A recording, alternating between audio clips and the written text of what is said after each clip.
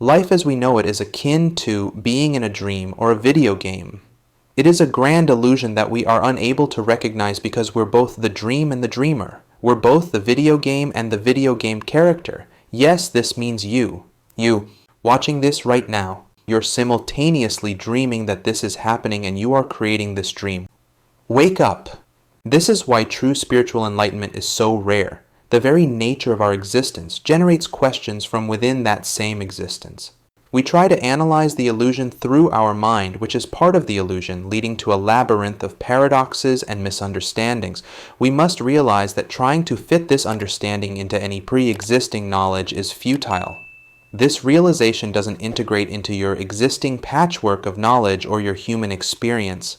It arises outside of human thought and experience, so it cannot be put into concepts and words. This is why you have to figure it out for yourself.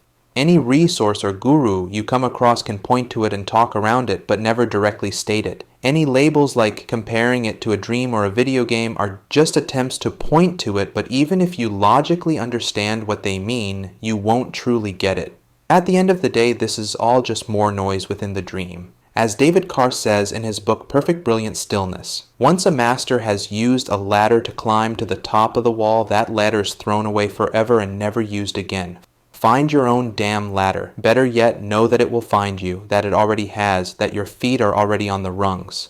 The very essence of who you are doesn't exist in the way we believe. It's a misconception, an erroneous perception of consciousness identifying as separate entities. And even as you watch this video, there isn't a you doing it. There is watching, reading, and hearing happening through you, but the you think is doing all this is actually your own creation and doesn't exist. Awakening, the supposed enlightenment, is not about changing anything. It's the realization that consciousness, Tao, Source, God, or whatever you want to call it, is all there is, and that this all there is streams or flows through all things, including you. This source animates your body and renders it conscious, so conscious in fact that it actually thinks it is an individual autonomous entity, a separate conscious being. This is the illusion. This separate self we created tells us that our survival depends on pushing and making things happen, so we push and exert our force onto the external world and the world pushes back. The individual self is convinced that if it doesn't do something, nothing will get done and you won't be able to survive. Which is true, it won't survive. But you will. Self-inquiry brings this fact to our awareness and allows some of the pushing to subside, and so some of the pushing back also subsides. If we could only allow that ego to surrender to the flow of life, we'd be able to see that we're just pushing against ourselves. This is illustrated in the concept of wei wu wei, action that is not willed but spontaneously happening through us. Remember, the dream itself isn't the issue. It's the attachment to certain aspects of the dream that creates problems.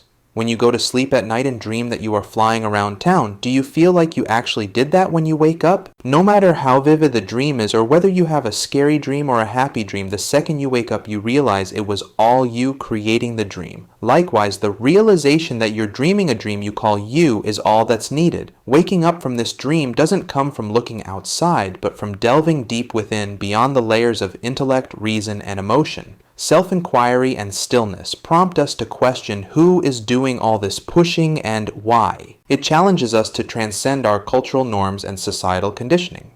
Stop trying to integrate this into the knowledge you've already accumulated. It doesn't work like that. The only way this works is if it stops you in your tracks. Immerse yourself in relentless introspection. Ask yourself the hard questions that take you out of everything you've ever known, and try to be relentlessly honest, authentic, and true. This is the only way to awaken to the truth that has always been there, waiting for you. Thanks for watching. If you enjoyed this video, please like, share, and subscribe so you don't miss the next one. And make sure to check the description for more resources. Until then, safe travels.